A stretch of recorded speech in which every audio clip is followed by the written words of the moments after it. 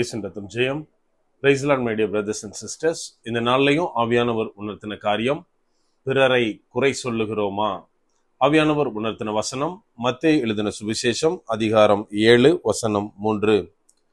நீ உன் கண்ணில் இருக்கிற உத்தரத்தை உணராமல் உன் சகோதரன் கண்ணில் இருக்கிற துரும்பை பார்க்கிறதென்ன?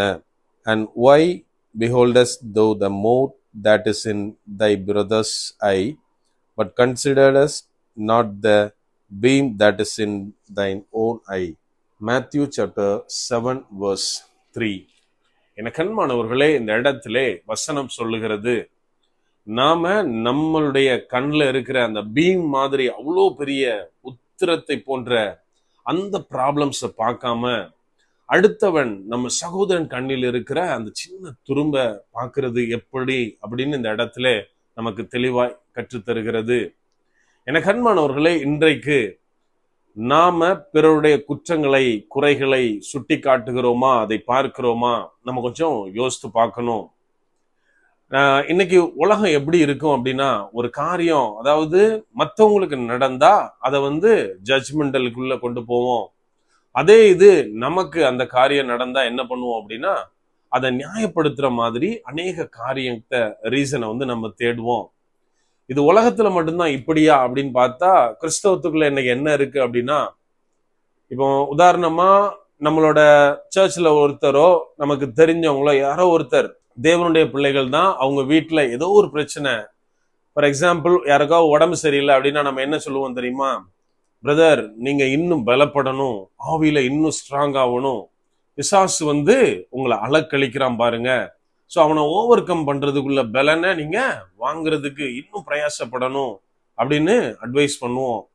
அதே உடம்பு சரி இல்லாத பிரச்சனை நம்ம வீட்டுல நமக்கோ நம்ம கூட இருக்கிறவங்களுக்கோ வந்தா இம்மீடியட்டா சொல்லுவோம், அதாவது நான் ஆவியில ஆண்டவரோட நடந்துட்டு இருக்கேன், ஆண்டவருக்காக பயங்கர வைராக்கியமா ஓடிட்டு இருக்கேன் பிரதர், அதனால பிசாசு என்னை சோதிக்கிறான் அப்படின்னு சொல்லுவோம்.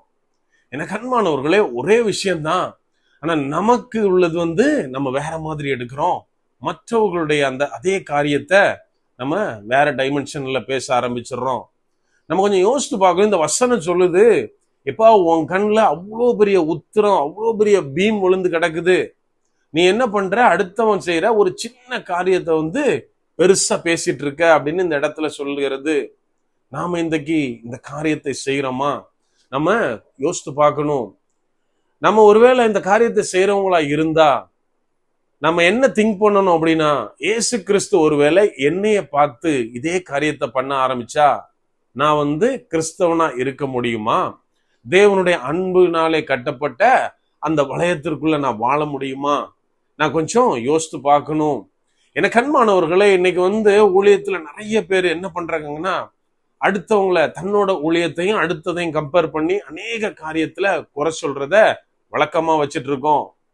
அதாவது ஒண்ணு மறந்துட போயிடக்கூடாது, தேவன் அவங்க கிட்ட ஒரு காரியத்தை அவங்களோட லைஃப் ஸ்டைலுக்கு ஏத்த மாதிரி பேசுவாரு, நம்ம கிட்ட நம்மளுடைய லைஃப் ஸ்டைலுக்கும் நம்மை அழைத்த அழைப்பையும் பேஸ் பண்ணி ஆண்டவர் பேசுவார். ஸோ நான் இல்ல அது எப்படி கரெக்டு, இது எப்படி கரெக்டு, இவங்க செய்யறது தப்பு, என்கிட்ட ஆண்டவர் பேசினார, இந்த காரியத்தை குறித்து இப்படி சொன்னார அப்படின்னு மற்றவர்களை நியாயம் தீர்க்கவோ குற்றம் சாட்டவோ கூடாது. இன்னைக்கு நான் பைக்ல போய் ஊழியம் பண்றேன் அப்படின்னா, கார்ல போய் ஊழியம் பண்றவங்களை பார்த்து ஏன் இவங்க இவ்வளோ ஆடம்பர வாழ்க்கை வாழணும், ஏதோ பைக்ல போயிட்டு அவங்க மீதியை ஏழைகளுக்கு கொடுக்கலாமே அப்படின்னு குற்றம் சொல்லக்கூடாது. ஏன் அப்படின்னா, நடந்து போறவன் என்னைய பார்த்து சொல்லுவான், ஏன் இவங்க நடந்து போய் ஊழியம் பண்ணக்கூடாது, பைக்குக்கு எதுக்கு இவ்வளோ ஸ்பெண்ட் பண்ணணும், அந்த காசை ஊழியத்துக்கு யூஸ் பண்ணலாமே அப்படின்னு. இது நம்மளால அக்செப்ட் பண்ண முடியுமா? முடியாது. அதே மாதிரி தான் ஒவ்வொருத்தருடைய சூழ்நிலையும் அவரவருடைய கமிட்மெண்ட்டும் வேற, தேவன் அழைத்த அழைப்பு வேறு. எனக்கு கண்மானவர்களை, இது புரியாம தான் இன்னைக்கு நம்ம என்ன பண்றோம் அப்படின்னா, நான் இந்த வழியில போயிட்டு இருக்கேன், இந்த ஊழியத்தை பண்ணுகிறேன், இந்த மாதிரியாக தேவன் என்னோடு பேசுகிறார், அப்படியானால் இதுல இருந்து விலகி நடக்கிறவங்க மாய்மாலமானவர்கள், அவங்க ஏதோ குழம்பி இருக்காங்க அப்படின்னு அநேக நேரத்துல குறை சொல்லுகிறவர்களாய் நாம் காணப்படுகிறோம். என கண்மானவர்களே, இது இருக்கக்கூடாது. ஒருத்தரை நம்ம குறை சொல்ல ஆரம்பிச்சிட்டோம் அப்படின்னாலே அவங்களை அன்பு செய்ய முடியாது. ஆனால் தேவனுடைய கட்டளை என்ன? இயேசு கிறிஸ்து நமக்கு என்ன சொல்லி இருக்கிறாரு? உன்னை போல பிறரையும் நேசி.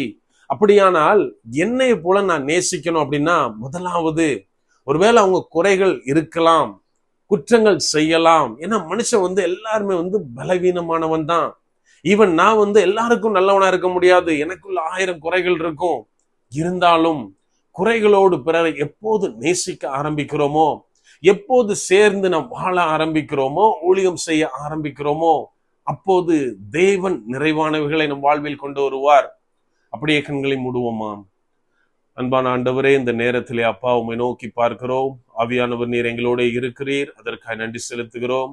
அப்பா, நாங்கள் எந்த விதத்திலும் தகப்பனே உமது சாயலாலே படைக்கப்பட்ட எங்கள் சகோதர சகோதரிகளை நேசித்து வாழ எந்த விதத்திலும் எந்த சூழ்நிலையிலும் அவங்கள்ட்ட குறை கண்டுபிடிக்காமல் தகப்பனே நாங்கள் இருக்க ஆவியானவர் நீர் எங்களுக்கு உதவி செய்யுங்க. அப்பா, நீங்க கட்டளையிட்டு இருக்கீங்கப்பா, எங்களை போல நாங்க பிறரை நேசிக்கணும்னு. எங்க கிட்ட நாங்க குற்றம் குறை எதையும் பார்க்க மாட்டோம். அதை போல தகப்பனே பிறரையும் அக்செப்ட் பண்ணி வாழ ஆவியானவரே நீர் எங்களுக்கு உதவி செய்யுங்க. நாங்கள் ஒவ்வொருவரும் சேர்ந்து உமது ராஜ்யத்தை கட்ட ஆவியானவர் நீர் எங்களுக்கு உதவி செய்யுங்கப்பா. பலப்படுத்துங்க, ஆசீர்வதிங்க. மீட்பர் இயேசுவின் மூலம் ஜெபிக்கிறோம். ஜெபம் கேளும் எங்கள் நல்ல பிதாவே. ஆமென். God bless.